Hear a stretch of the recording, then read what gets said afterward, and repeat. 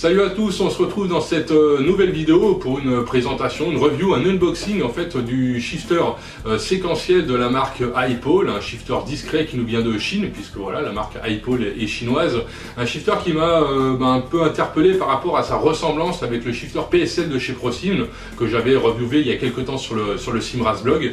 Donc voilà, je voulais voir un petit peu ce qu'il en était, j'ai pris contact avec iPole qui m'a un peu rassuré sur le fait que le design venait en fait de la conception qui avait emmené ce design là et que c'était pas une copie du tout. Donc voilà, donc du coup j'ai voulu en savoir encore un petit peu plus et donc DLP de chez iPole, que je remercie, m'a fait cet envoi, donc on va pouvoir regarder ce qu'il en est. Je tenais toutefois à faire un petit big up à DLP et à iPole puisque en fait iPole c'est aussi un blog de sim racing, ce sont des confrères, donc je vous invite à visiter le blog, donc c'est un blog chinois et même avec Google Trad c'est un peu compliqué, mais voilà, n'hésitez pas quand même à aller faire un petit tour sur son site pour voir ce qu'il en est. Et puis nous du coup on va se pencher sur cet unboxing, voir un petit peu ce shifter de plus près, regarder le feeling, voir ce qu'il renferme comme mécanique. Donc c'est tout de suite qu'on va passer à l'unboxing. Alors là, on ouvre ce carton. Hop. Et voilà, on vous regarde l'intérieur et on constate déjà un emballage, j'ai envie de dire, plus que soigné. Là, il n'y a pas de souci, ça risque pas de bouger dans le transport et c'est très bien protégé. Donc déjà, point fort au niveau de l'emballage. Allez, on va continuer ça. Qu'est-ce qu'on a ici? Ça, à mon avis, on va avoir droit ici à la poignée du shifter. Voilà, j'ai tout bon. Voilà, la poignée du shifter, on reviendra dessus tout à l'heure. Si on continue,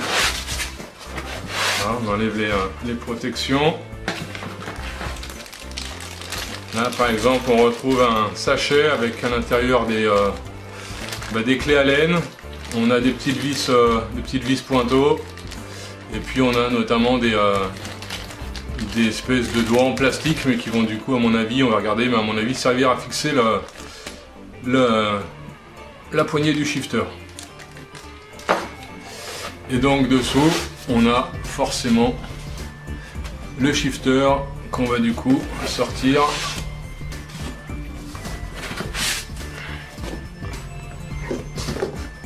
Et voilà notre shifter de chez iPole.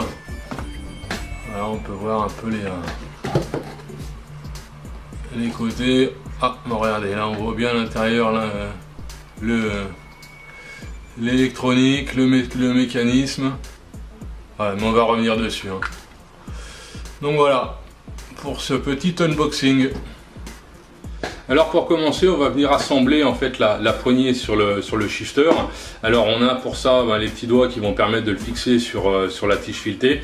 J'ai remarqué en fait que les doigts n'avaient pas tous le même diamètre intérieur. Donc du coup, il y en a qui vont être utilisables correctement, d'autres pas du tout. Celui-là, ça ne rentre pas. Par exemple, celui-là, à mon sens, il est trop lâche. Et celui-là, à mon avis, c'est celui qui va bien. Donc je vais le rentrer dessus. Ensuite, on va assembler la poignée. Il suffit d'enlever la petite bague qui est ici. Pas oublier de la mettre avant. On met notre shifter ici. Et c'est là qu'on va utiliser notre petite vis pointeau qui sont là avec la clé fournie. Voilà, la petite vis pointeau qui va bien. Et on va venir bloquer la poignée avec directement sur la tige. Voilà. Donc on a les trois, on va mettre les trois.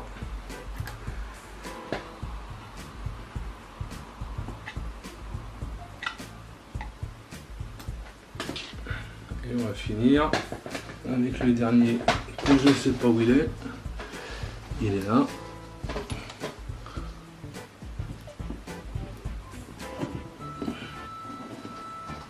Hop.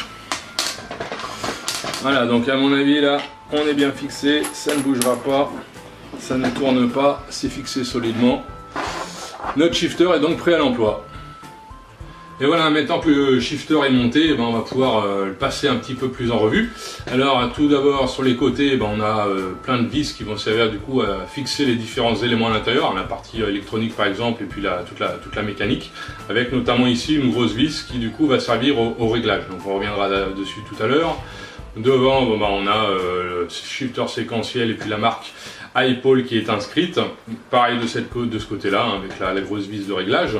On a en termes de câble USB pratiquement plus d'un mètre, entre 1,50 m et 2 mètres, donc là on a de quoi faire. Et puis à l'intérieur, on constate, comme je vous le montrais tout à l'heure, toute la partie électronique qui est ici. Et on a notamment une carte électronique qui, à mon avis, va permettre de fixer, si on le souhaite, d'autres périphériques. Voilà. Et puis dessous, on voit le mécanisme qui va fonctionner. Alors ce mécanisme, en fait, il ressemble fortement à ce qu'on peut retrouver, notamment, je vais tester le shifter Karman Simulatory. Et c'est un petit peu ce système-là, avec effectivement deux espèces de vis pointeaux qui sont à l'intérieur et qui vont venir du coup s'actionner. Et donc le sentiment de résistance qui est apporté par les pièces usinées qui vont donner ce passage progressif du rapport lorsqu'on va du coup actionner le levier. Alors concernant les possibilités de réglage, de sensation, de feeling de ce shifter, on a, comme je disais tout à l'heure, la possibilité de le régler. Alors je vous fais une petite démo. Alors voilà, on est, j'ai envie de dire, sur un réglage très souple. J'ai envie de dire que là j'ai l'impression d'avoir mon shifter flex. Donc là on est assez souple sur le fonctionnement. Et puis du coup, si je veux avoir quelque chose de beaucoup plus dur, beaucoup plus ferme, il suffit de régler. Donc pour commencer, on va enfoncer avec la vis qui est ici. Là je vais mettre un gros tour. On va enfoncer la vis pointeau pour que du coup le cran soit beaucoup plus marqué. Je fais la même chose de ce côté-là.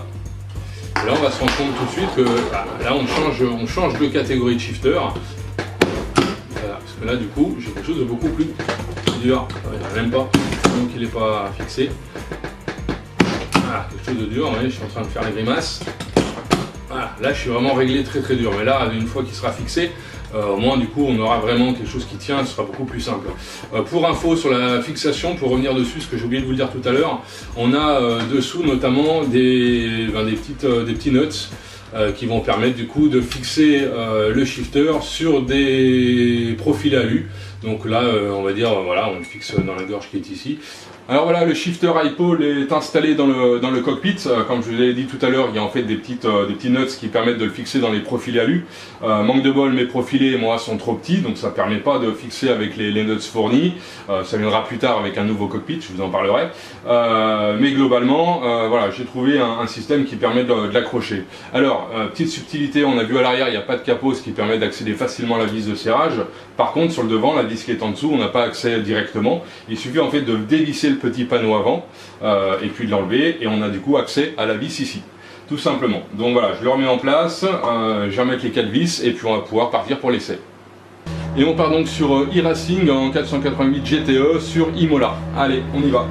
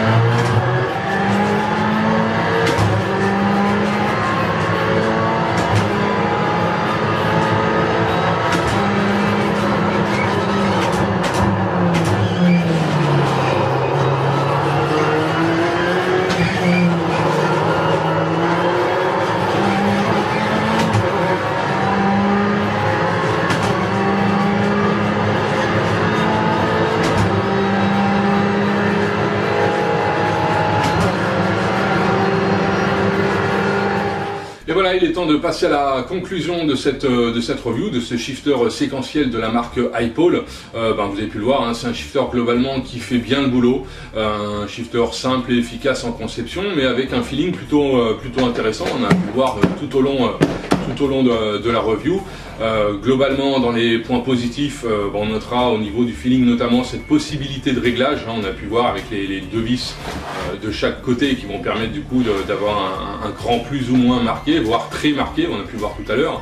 C'est un shifter forcément qui est plug and play, un châssis en alu, par contre en alu, donc là c'est gage de légèreté, de résistance également. Et puis on a quand même dans les petits points les négatifs, les petits bémols, on a aussi l'emploi de plastique, hein, la pièce dessus est en plastique, devant on a également du plastique, voilà. Et puis l'autre chose, c'est effectivement la question de la fixation, où là on a pu voir tout à l'heure que pour le fixer sur le châssis, il faut enlever le capot avant. Bon, après on ne le fait pas non plus tous les 4 matins, donc c'est pas forcément hyper gênant. Ce que j'aurais pu trouver sympa, c'est qu'on puisse avoir quelque chose qui ferme aussi l'arrière, hein, pour protéger la partie électronique. Mais voilà, c'est pas le choix qui a été fait par iPole. Voilà, et pour finir sur ce shifter, c'est le prix. Le prix, il est de 200 $, hein, donc c'est un prix qui est, j'ai envie de dire, tout à fait correct. 200 $ auxquels il faut rajouter, vu que la marque est chinoise et que les produits sont expédiés de là-bas, les taxes et puis également les frais de port. Voilà, et puis ce que je voulais juste pour finir, parce que je parlais tout à l'heure du shifter PSL de ProSim, pardon, juste pour vous montrer que c'est pas du tout le même produit. Voilà, je les mets juste rapidement l'un à côté de l'autre. Voilà, on n'a pas du tout la même taille ni la même matière utilisée, beaucoup d'acier dans celui-ci. Là c'est plutôt de l'alu et c'est un petit peu plus cheap comparé, on va dire, à celui-ci. Et le feeling est complètement différent. Là on a un feeling très mécanique, très métallique. Alors que celui-ci c'est un feeling, j'ai envie de dire, un petit peu plus conventionnel. Voilà, en même temps celui-ci coûte pas loin de 450 €, alors que celui-ci fait 200 $. Donc voilà, on n'est pas du tout dans la même cour. Voilà, allez, il est temps pour moi de vous remercier pour le visionnage et vous remercier également pour suivre le Simrez blog, à la fois le blog mais également tous les réseaux sociaux, Facebook, Twitter, Google+, et autres. Et moi je vous remercie et je vous dis à bientôt pour une prochaine review. Salut!